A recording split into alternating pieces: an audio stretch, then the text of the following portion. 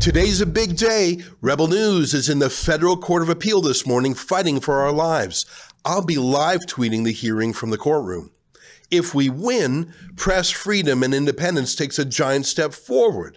But if we lose, Mark Carney's government will strengthen its grip on Canadian reporters. I'm worried and I need your help. Attacking us are a pack of government lawyers sent by Mark Carney with the unlimited resources of the Justice Department. I estimate that they've spent more than $1 million going after us on this for more than 5 years now. On the other side, our side, we have two civil liberties lawyers from a small firm standing up for free speech, and we have to pay for them ourselves, obviously. Unlike the propagandists at the CBC, we don't get $1.5 billion a year from Carney. Maybe you can help us level the playing field at letusreport.com. That's a special website we've set up just for this case. And I've published two important documents there that I really want you to look at. Mark Carney's 30-page attack on Rebel News and our law firm's 34-page defense of us. I want you to read both legal briefs for yourself, and I want you to tell me which vision sounds more like a democracy to you, the one where the government gets to decide who is a journalist, or the one where journalists get to report on the government even if the government doesn't like what they report, especially if the government doesn't like what they report. The focus of the lawsuit is Justin Trudeau's unconstitutional journalism license called the QCJO, or Qualified Canadian Journalism Organization, which Mark Carney has kept and is enforcing. Real democracies don't have journalism licenses. Real democracies don't get to decide who can or can't report on them or criticize them. That's the kind of thing you'd expect to see in Russia or Iran or China. Well, add Canada to that list. For years, Trudeau and now Carney have tried to find a way to silence Rebel News, but they could never quite figure out how. Back in 2019, they banned us from reporting at the election debates, but the federal court said that was illegal and unconstitutional.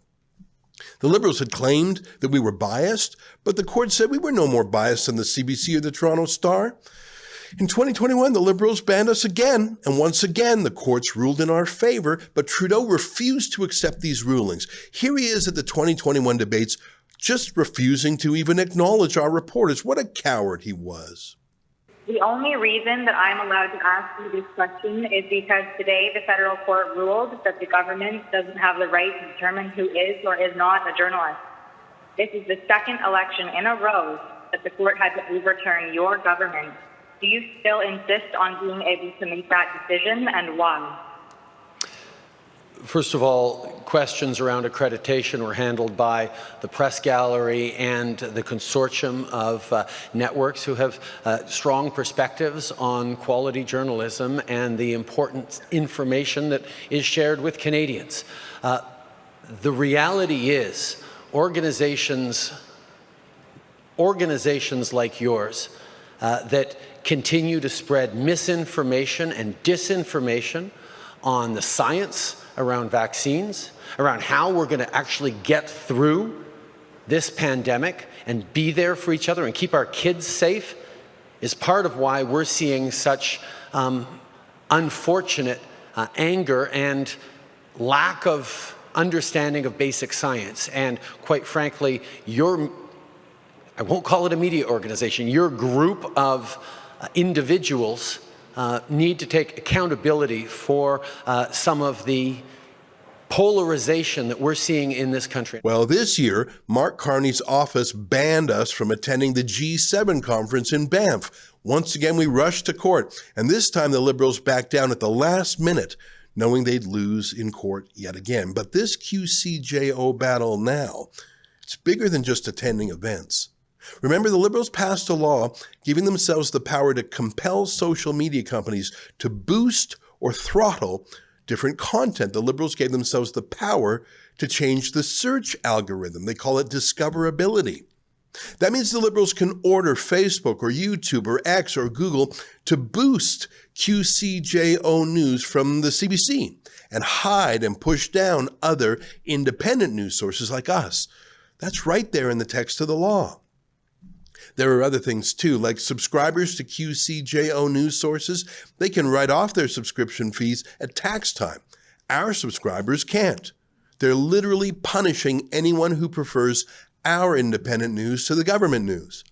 And of course, QCJO journalists get buckets of money in government subsidies. Now, as you know, Rebel News has never and will never take government money. Now, this is all illegal, of course, and no judge would go along with it. No judge has. But a few years back, Trudeau appointed a hand-picked committee of his political allies and gave them, not a judge, the power to decide who gets the QCJO license and who doesn't. They turned themselves into a pretzel trying to come up with a reason to ban us. Now, in the end, they came up with this crazy, bizarre, factually false claim that only 2% of what we report is original news. I don't even understand what that means. What's the rest? Sports or weather? Well, incredibly, the lower court deferred to Trudeau's panel. It's not so much that the judge agreed as the judge said, well, they're the experts. That's what we're going to the Federal Court of Appeal to overturn. I'm really worried, though, because just last week, the Liberals announced that they're going to bring in more censorship laws. Large American online platforms have become seas of racism, misogyny, anti-Semitism, Islamophobia, and hate in all its forms. And they're being used by criminals to harm our children. My government will act. And today we're announcing our plan to fight crime, to protect Canadians, and to build communities that are safe, secure, and strong. A plan to make Canada secure, to make Canada strong. Oh, just on symbols. Yeah, so I think we're dealing with a two-year penalty. So, sorry, I'm looking at different things. Let me deal with the hate penalty first. So if you're found guilty of an indictable offense, a maximum penalty under the hate crime, it will be a 5 years. If the maximum term of imprisonment for the included offense is 2 years or more, but less than 5 years.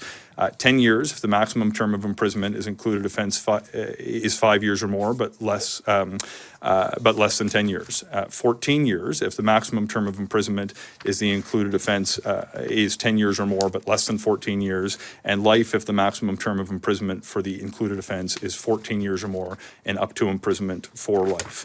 Intimidation, where are we here? Would be, if you're guilty of an indictable offense, you'd be liable to imprisonment for a term of not more than 10 years. They really want to kill us. They hate the fact that they can't control us. They hate our mission, which is to tell the other side of the story. Please go to letusreport.com.